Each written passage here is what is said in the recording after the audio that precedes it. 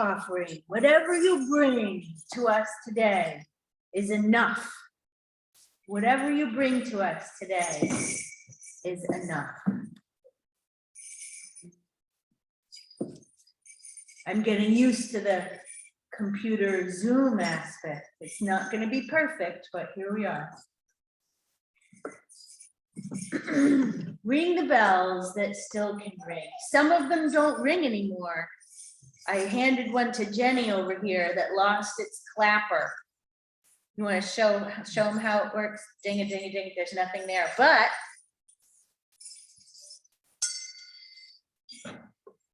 the clapperless bell can be used to ring another bell. There's a crack in everything. None of us is perfect. We don't expect you to be perfect. Walking in our doors, we're glad that you're here. So that's the anatomy of a bell. There's the resonant part, and then there's the bit that rings it. A bell without a clapper, is it even a bell? The bell is the noun, and the ringing is the verb. You are the bell, and what you do is your clapper. And some of you know I love science. I'm a bit of an amateur scientist. I love to read about things and learn about things in the world around me, the rocks in the water, but also the bones and the blood. And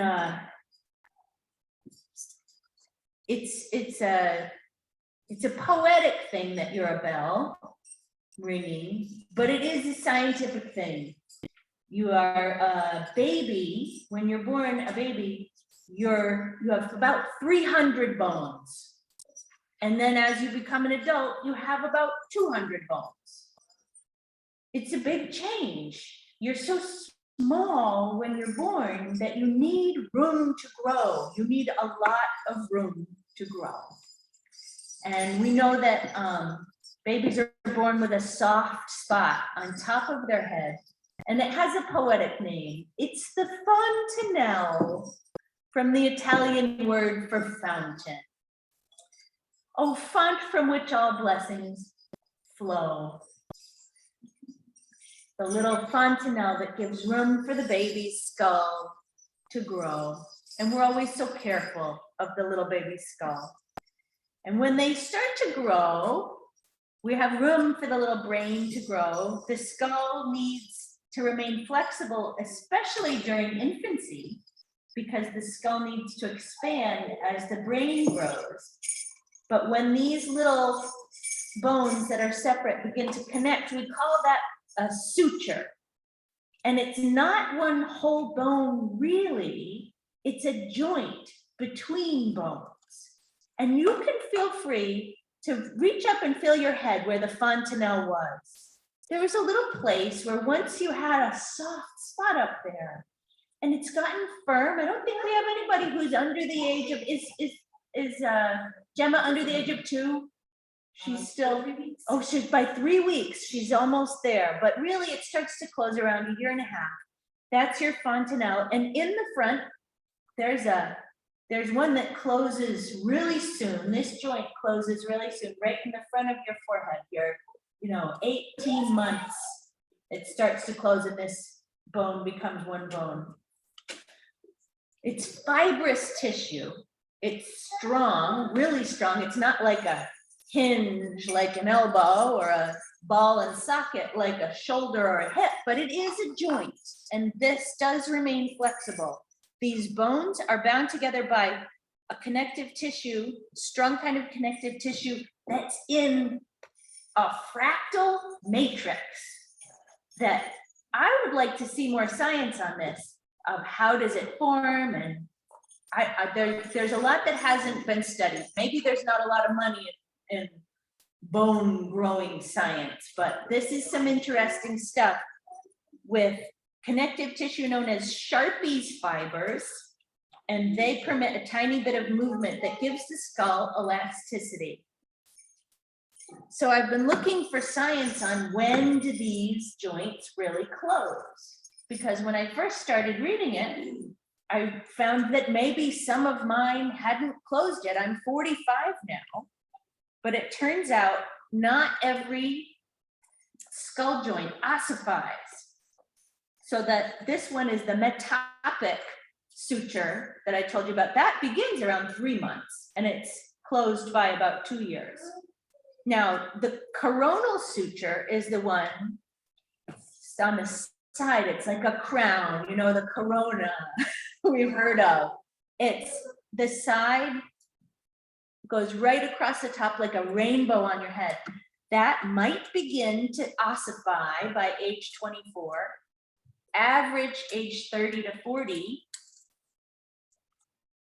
The sagittal suture is the one behind the fontanelle that goes straight back.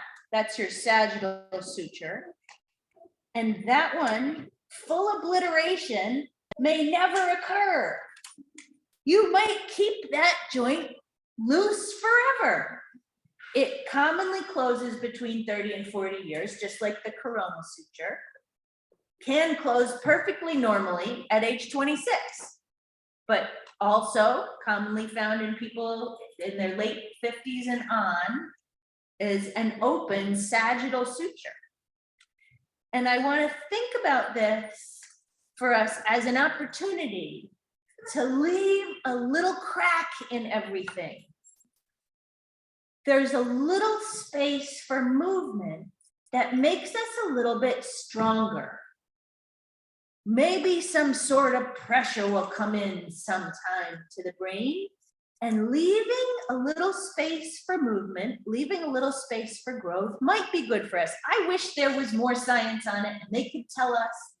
Nobody's been studying it to my preference, but I find that to be really encouraging. Maybe it's strong to ossify and become solid so that you can protect the brain in there, but maybe there's room for movement. Maybe there's room for growth that continues indefinitely. Full obliteration may never occur. That was a little bit of science that I found. That was actually a line from the abstract from an article that I found.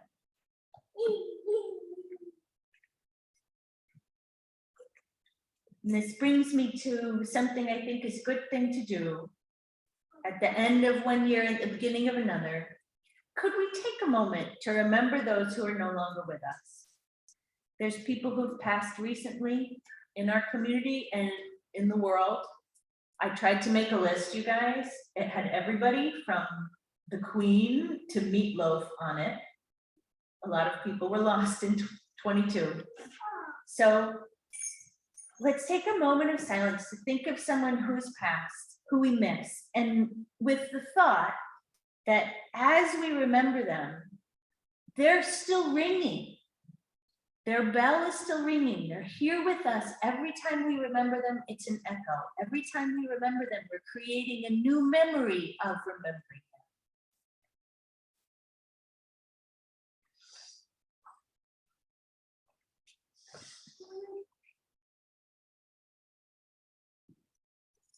Way back when our ancestors were some kind of a small rodent living alongside the dinosaurs, our ancestors are here with us. They still ring in your skull. They had the same kind of skull that knit the different bones together. Our brains might be a little different, but they are here with us in our skulls right now. May we remember them.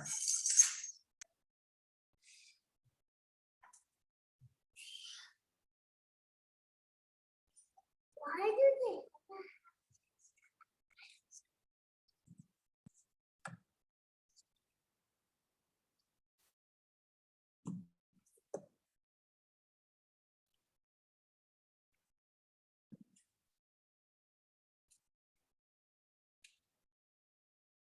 This building is a bell.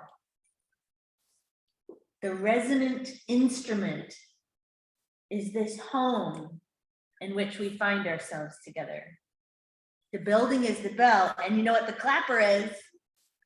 It's us, right? We are the clapper. We get to ring this bell every week. We get to sit together, and more often sometimes, we get to sit together and ring. The building is the bell. and we are the clapper. And now I want to ring the bells again, but I want to ring them this time. Let's ring them with gratitude. We can ring them with gratitude for heads that are whole and safe, for the breath that goes in and out, for the workings of our hearts, we are grateful. For the workings of our guts, we are grateful. And let's do the same thing where we ring it a little bit at first, ring it a little more.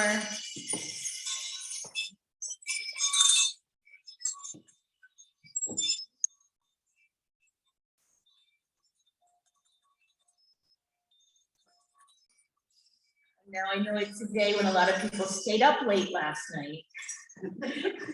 And for those who have a little bit of a headache and decided not to come to the bell service today, we have a little thanks and we're grateful for them too. Take care of yourself.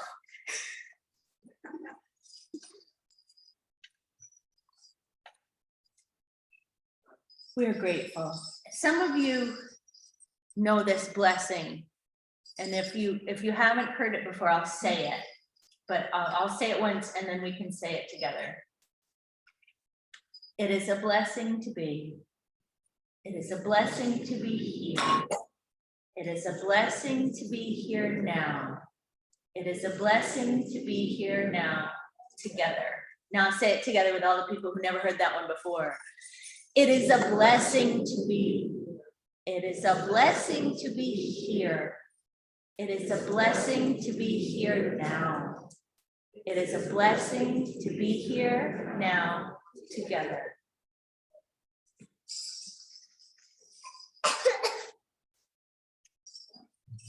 Oh, great font from which all blessings flow. The traditional song for New Year's is For Auld Lang Syne, and Nick has agreed to sing this with us. And your words are printed in order of service.